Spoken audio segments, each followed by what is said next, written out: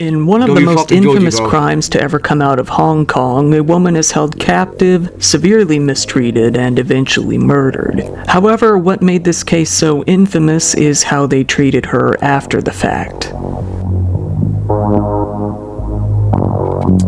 Hello Kitty murderer. Got a packed schedule this fall and don't have much time to figure out what to cook? How about trying some more interesting food that's already chosen for you? With HelloFresh, you can try out a variety of global flavors, all from your own kitchen. HelloFresh offers a wide variety of all 7 boxes and 3 surprise gifts. Once again, go to HelloFresh.com and use code DIRETRIPS. It is by far and beyond the case I've been most requested to cover.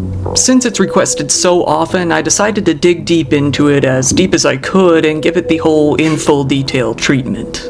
I think that I'll be able to paint a picture as to how truly horrible it really is, and buckle up because... Bro, I don't understand though. Hello Kitty murderer, bro? It's disturbing.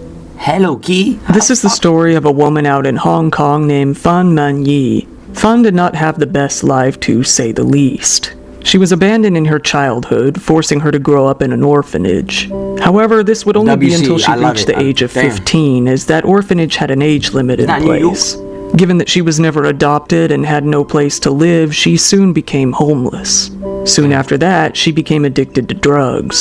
Fan ended up having to resort to prostitution, working at a brothel to get by and even feed herself. When Fan Man Yi was in her early 20s, she was able to get a job as a dancer at the Empress Karaoke nightclub. She eventually fell for one of her clients, who was unfortunately another drug addict who only ended up enabling her. Despite this, they got married in 1996. Her husband, however, soon began mistreating her. Still though, she stayed with the man, and they actually had 2 sons together over the next couple of years. Their fighting only worsened though. The neighbors would often wake up to not only the sounds of the children screaming, but the sounds of the couple themselves screaming as well, as they argued all throughout the night. Like, bro, imagine like you get like... Man, I feel so sad for women like these days, man. Like, bro, they get married, bro, they get beat up like for... By early 1997, Fan had already started working as a prostitute again out at a brothel called the Romance Villa in Kowloon. After working there for a while, she ended up meeting a 34-year-old man named Chan Man Lok. Chan was said to have been a wealthy socialite well known throughout the area. Fan was immediately drawn to him, as she was a prostitute who was addicted to drugs, and he was a drug dealer that also worked as a pimp. He would often pay her for long, all-night sessions where they would binge crystal meth, or ice, which he supplied. It wasn't too long before Fan was integrated into Chan's inner circle. She was there along with several of his little underlings, his henchmen, if you want to call them that. Chan Man Lok was a member of the Triads, a large Chinese organized crime syndicate. He wasn't someone to be messed with. Hell, he wasn't even someone you should associate with for your own safety. However, Fan got too comfortable around him regardless. I'm telling you, bro, Chinese gangs are crazy. One night, during one of their binges, she stole his wallet, gaining the equivalent of about $4,000 US. That would prove to be the biggest mistake of her life. Chan found out about this and was furious. She agreed to pay him back with $4,000 that she was to earn from her work. He wasn't happy with this, though, and demanded $10,000 of interest. Fan stated that she would need a good amount of time to pay that interest off fully. Chan Man Lok was furious about his stolen money. It wasn't even about the money, it was the fact that Fan even had the audacity. Alright, by the way, all of this happened in GTA, bro. You know, GTA LP, we have gangs and shit, you feel me?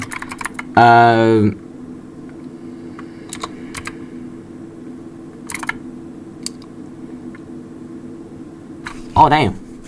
There's even a game about it. Damn. I was unknown. I got Gagudo. I remember the channel crime.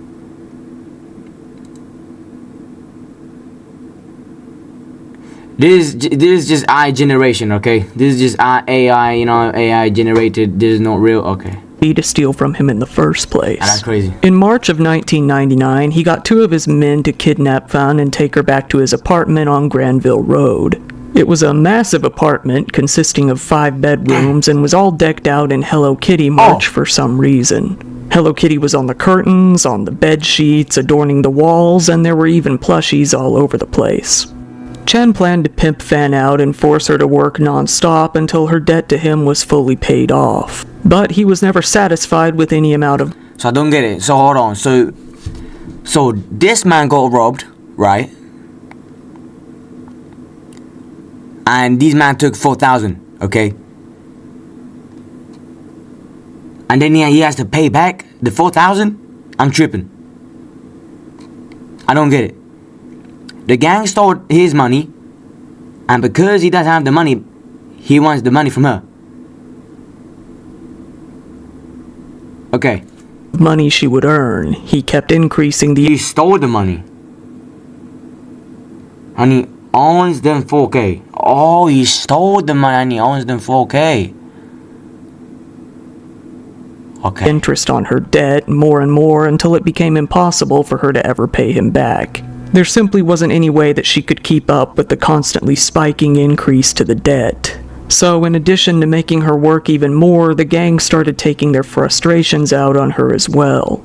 They began to hit her and strike her repeatedly very often. She would often be so bruised and battered that she couldn't even work. Despite this, the group would continue to get high and subject her to even more beatings. They enjoyed themselves far too much while doing so, often How can laughing you enjoy beating up a girl though, bro? Just for the fun of it, man. Like, damn. at her pain. This was when things got really out of hand, and you may be thinking it's already out of hand, and you would absolutely be right, but it's about to get much, much worse.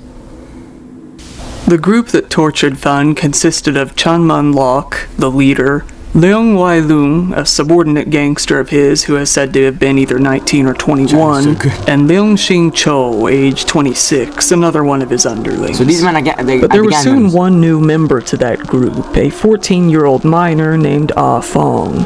She, although she had been reported to be one of the girlfriends of one of his underlings, ended up being a victim of Chan himself as he groomed her more and more 14? over time. This girl, though, despite being very young and obviously manipulated, was ice cold herself. She very much enjoyed helping the group to mistreat Fan.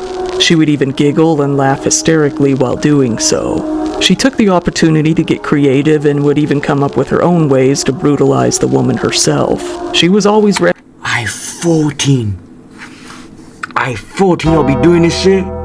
We got 14-year-old girls doing this shit. 14. Ready and willing to join in. The group, unsatisfied at the amount of money Fan was bringing in, continued to mistreat her more and more. They tied her up, punched her, and kicked her all over.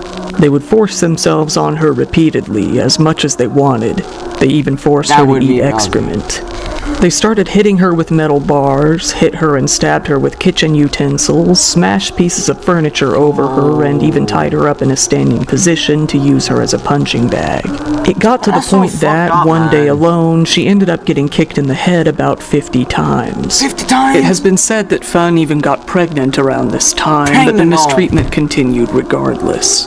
When she was wounded, barely able to even move, the group would rub spices into her open wounds. To further ensure that she wouldn't be running away or moving much at all, they would burn her legs with hot candle wax repeatedly and even melt plastic over her legs. She was then forced to consume even more urine and excrement. The group would... I don't understand, man.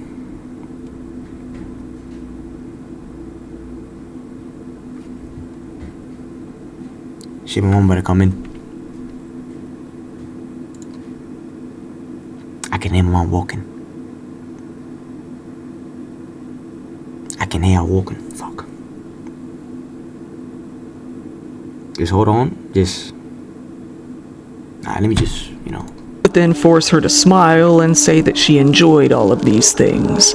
If she refused, they would just mistreat her even worse, getting even harsher with their punishments. All throughout this time, Fan's husband and kids wondered where she even went. They were left with nothing to do but worry about her and hope that she No would way come they killed home. the kids, man. The group started getting more and more creative, utilizing Okay. anything they could find throughout the apartment that could That's a pretty possibly dead. inflict pain that could be used as a weapon. They would set plastic straws on fire and press them against the bottom of her feet until they were covered in painful burns and blisters. They would then hit her in the feet with sticks and whatever else they could find. All throughout this, they would throw Jesus chili oil Christ. onto her wounds and dump oyster sauce onto her face. They then made her drink the combination of oils afterwards. It was a game they played. If she didn't pretend to be happy, then they would beat her harder. They told her to smile while they burned her. It was a fun atmosphere, said Ah Fong. It got to the point where they started using Fan as a toilet, directly urinating onto her face and sometimes even into her mouth. If she Wow. spat any of it out, she was severely punished. Ah Fong once even defecated into a shoebox and forced Fan to eat it, which she thought was hilarious. The group started wrapping her in electrical wires and hanging her from a hook on the ceiling. They would then mistreat her in any way that they wanted, usually hitting her with iron bars, and leave her there overnight.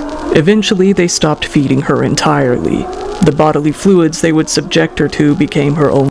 Bro, is this picture necessary though, bro? Like, the man that made this fucking video, which is a W video. The fuck is only this? form of sustenance. They continued to pack her wounds with dirt, spices, salt, and really anything else they could find to make sure that she never felt any sort of relief. Needless to say, after seeing the shape she was in, potential clients started refusing her services, meaning that she was no longer pulling in any money for the group. Fan would lie on the floor, starving, drifting in and out of consciousness, while the group hung out and watched TV. Bro, so all of this happened in a fucking kitty hotel? That's crazy. or played video games. Roast Elite. She was broken, and playing with her wasn't so much fun after that, but we carried on anyway. There wasn't really anything else to do, said Ah Fong. Ah Fong would gladly participate in any of the horrible things the group did to Fan, enjoying it all the way, admittedly laughing at everything that happened to her. It was for fun, she later said. The full details of what Ah Fong did herself have never been revealed, but it's undoubtedly a very long list, even by her own admission. One night, the group decided to go out for some drinks. To make sure that Fan couldn't escape, they did what they usually did. They tied her up and threw her onto the bathroom floor, locking the door behind them. This sort of mistreatment could only go on for so long. After about a month of this, on April 15th of 1999, Fan finally succumbed to her wounds and passed away, Damn, cold, RIP, alone. man. RIP too. RIP, bro.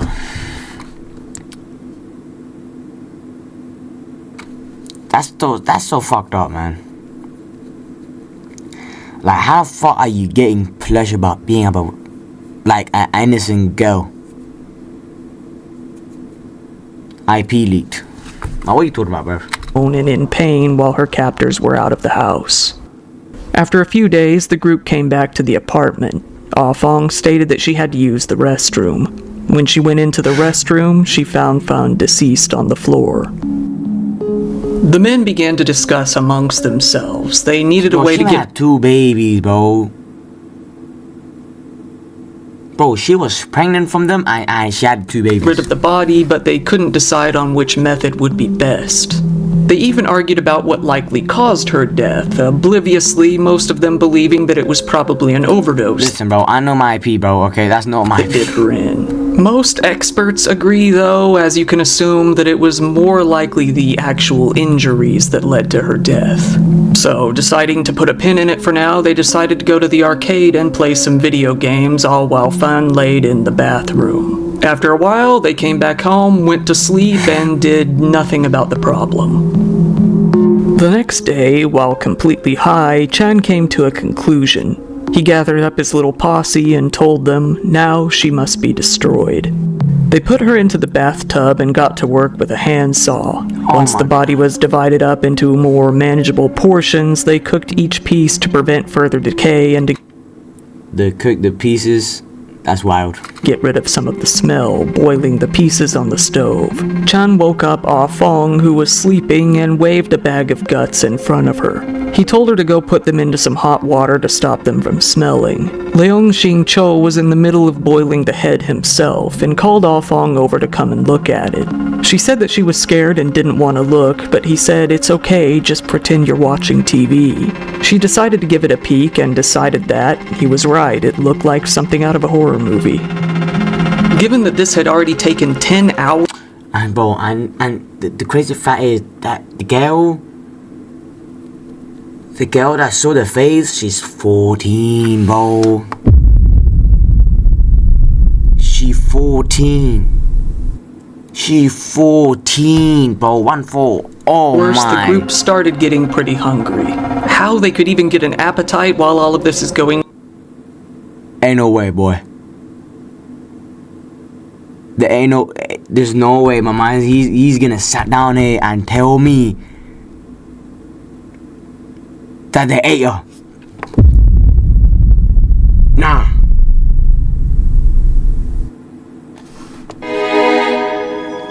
What the fuck? Yo, nah, bro, hold on. Is maybe one of the biggest mysteries about this case, if you ask me. While boiling Fan's head in a pot, stirring it ever so often, they decided to throw some noodles onto the adjacent burner.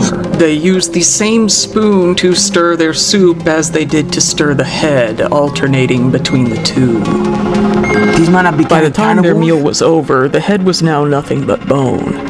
They decided to take the skull and sew it into the head of one of their Hello Kitty plushies, a large mermaid one. This is obviously where the name of the case comes from. It's still unknown why they even decided to go through the trouble of doing this.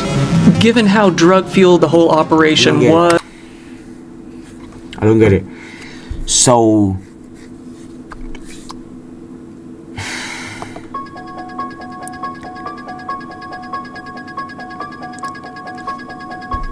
So they chopped the face, put in a bowl, and heat it up. And there was nothing than bones. And they put the bones in the kitty plushie. Is that what it is? What the fuck what happened? Well, I need to go back, bro, because I didn't understand shit. Ever so often, they decided to throw some noodles onto the adjacent burner. They used the same spoon to stir their soup as they did to stir the head, alternating between the two. By the time their meal was over, the head was now nothing but bone. Wait, what do you mean meal? They ate? Meal?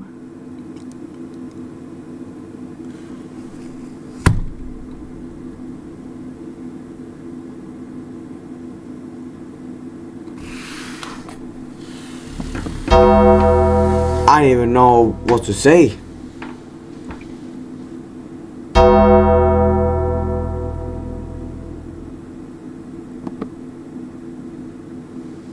So they ate the plushie. Oh, no, I mean not the plushie. I mean they ate the head, and it was all. Oh. They decided to take the skull and sew it into the head of one of To take the skull and put it in the head. Nah. their Hello Kitty plushies, a large mermaid one. This is obviously where the name of the case comes from. It's still unknown why they even decided to go through the trouble of doing this. How? Given how drug-fueled the whole operation was, it's safe to say that if there even was a reason, it might not make a lot of sense now. Oh, what? For unknown reasons, they decided to keep some other bits as well, namely a tooth and some organs. However, they disposed of the rest in the apartment complex's garbage. Things were quiet for about a month. It seemed that they had gotten away with all that they had done. How the fuck do you even eat a face, though? How, bro? Like, just, you gonna... The cheeks, bro? That all changed 1 month later in May. Ah Fong made her way out to a local police station. She told the police that she was being haunted by a ghost, oddly enough. Hold on. She told the police that this particular 1 month later in May, Ah Fong made her way out to a local police station. She told the police that she was being haunted by a ghost, oddly enough. She told the police that this particular ghost... A goat face. Yeah, but like... That's like a... I get it, but like that's like an animal. Like it has fat. But I mean, I don't eat that. I don't know what it is, but I'm not trying to, like, you know what I'm saying, sound rude to the community, you know what I'm saying? But I'm just gonna say, how the fuck do you eat a fucking human face? How? Cause all you got is eyes, nose, mouth, hair, and cheeks and ears. What the fuck? Had been tied up in electrical wire and murdered. The police, though, given that this was simply a ghost story, didn't take her very seriously at all. They brushed it off, assuming that she was just having nightmares or being silly. And the tongue. This was, however, until Ah Fong told them that she had played a part in the murder of this particular woman. Okay.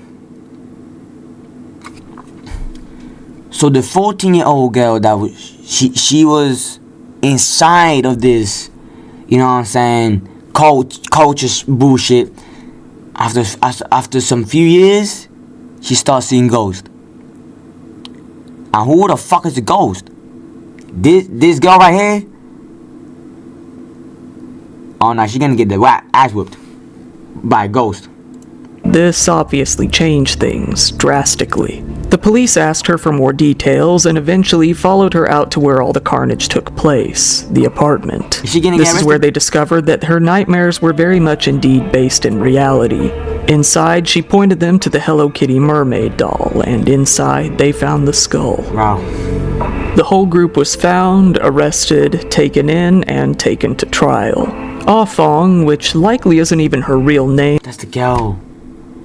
That's the 14-year-old. Nah, that's so messed up, man. by the way, it's likely a pseudonym given to her by the court system, Sure, decided it's to the- testify against the other members of the group. She told the police that she was Chan Man Lok's girlfriend, but she was also very likely one of his prostitutes as well. When asked why they had done all of this, she simply said, "I have a feeling it was for fun." This case quickly became a spectacle all throughout Hong Kong. Most citizens had never heard of a case coming anywhere near this magnitude before. Being a pretty safe modern city, they couldn't imagine something so sinister going on so close by. One element of this case that fascinated them was the terrifying juxtaposition of one of the most grisly crimes they'd ever heard of meeting with one of the cutest icons they could think of. The mixture of horror and innocence stood out to a good amount of people. The trial would go on to last for 6 months. Ah Fong went on to testify in exchange for complete immunity. In order to placate Fun's ghost and finally get some peace, she Wow. spilled all the gritty details. That's Every so- single disgusting Damn. detail of every single disturbing thing that the group did. She said that this That'd be was in good. order to relieve her guilt and stop the haunting. During the trial, material evidence relating to the case was presented to the courtroom. This included the Your message? refrigerator where the People say that it wasn't just the skull, it was the whole body, flesh, and all of that. That's the fridge? Oh, nah.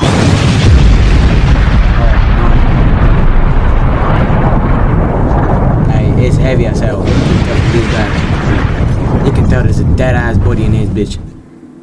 the body was kept, the pots used in the cooking, and the actual skull itself. It has been said that the stench radiated throughout the entire courtroom. Psychiatrists evaluated the 3 men, who went on to describe them to the courts as being completely remorseless.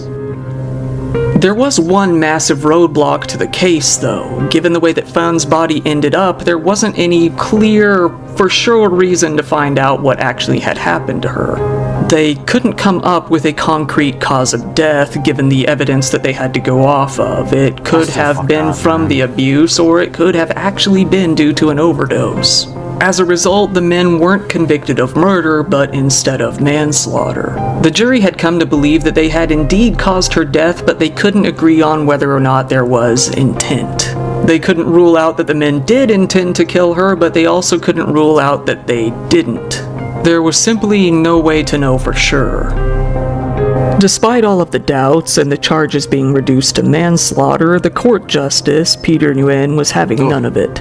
In December of 2000, he sentenced the 3 to life in prison. prison, Sadly W. enough, though, this sentence did come with the possibility of parole. It wouldn't no. be for 20 years, though. Never in Hong Kong in recent years has a court heard of such cruelty, depravity, callousness, brutality, violence, and viciousness, he said. The public is entitled to protection from people such as you. While if this had taken place in mainland China, all three would have likely been executed pretty swiftly, Hong Kong did not have a death penalty. Fan's husband came out and spoke of the sentencing. It seems that he was satisfied with them getting life in prison. He did, though, end by saying, "But how can I ever forget?" Ah Fong was released, free of charges, into foster care. It's currently unknown where she is now or how she turned out. The lawyers of the three men tried to appeal the case in 2003, but they had no luck. The sentence was upheld. Those three monsters weren't going anywhere. In 2014, the courts finally handed Fan's skull, the only remaining evidence of her body, over to her family, who had it cremated. The apartment building, located at 31 Granville Road, Tsim Sha Tsui, Hong Kong, where the murder took place, was eventually demolished entirely in September of 2012. After several years, in 2016, it was rebuilt as a hotel that still exists to this day. The actual location where the murder took place is now, by some dark irony, a restaurant. 20 years came and went, and in 2020... Yo, should I go to Japan and go to that restaurant? I'll be like, did somebody die there? I can't never lie, but I think that would be a great stream. It seems that the trio never did get their parole, as there's no news out there of their release. That is, except for one of the men. Leung Shing Cho was actually released in April of 2014. It seems that his lawyer was able to appeal and convince the courts that there wasn't sufficient evidence against him. As you might assume, it wasn't too long before he was on the police's radar again. Just recently, in January of 2022, while he was working as a waiter, he groped the chest of a female minor, only 10. What? And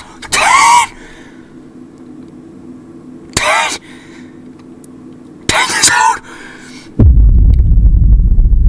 10 years old?